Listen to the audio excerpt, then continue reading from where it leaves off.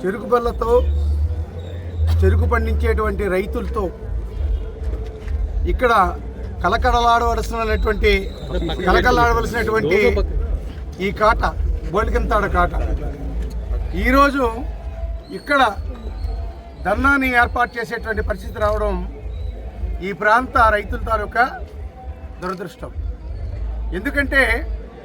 Govada sugar factory అనేటువంటిది ఈ ప్రాంతంలో ఉన్నటువంటి రైతులందరికీ కూడా ఎప్పుడూ కూడా సంవత్సర కాలంలో పండించినటువంటి చెరుకు పంటని నిర్ణీత సమయంలో కాటాల ద్వారా షుగర్ ఫ్యాక్టరీకి తరలించుకొని సంక్రాంతి సమయానికి ఫస్ట్ పేమెంట్ తీసుకున్నటువంటి పరిస్థితులు గతంలో ఉండేవి. గత ప్రభుత్వం అంటే వైఎస్ఆర్ పార్టీ ప్రభుత్వం అయిన తర్వాత ఫ్యాక్టరీ పూర్తి స్థాయిలో మూతపడేటువంటి పరిస్థితి ఈ కూటముల పాలకుల వల్ల రావడం జరిగిందనేటువంటి విషయాన్ని ఈరోజు ఈ ప్రాంత రైతులందరి పట్ల కూడా తెలియజేస్తూ ఉన్నాం. ఎన్నికల సమయంలో కూటమి పాలకులు ఎవరైతే ఉన్నారో వారందరూ కూడా ఎన్నికల్లో పోటీ చేసేటప్పుడు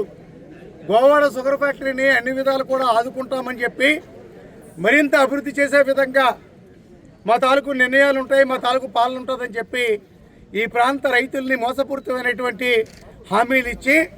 ఓట్లు వేసుకున్న తర్వాత ఏరు దాటిన తర్వాత తప్పదగిలేసే విధంగా ఈ ప్రాంత రైతులు నోట్లో మట్టి కొట్టేటువంటి పరిస్థితి ఈవేళ దాపురించింది ఈ కూటమి పాలకుల వల్ల. వైసీపీ ప్రభుత్వం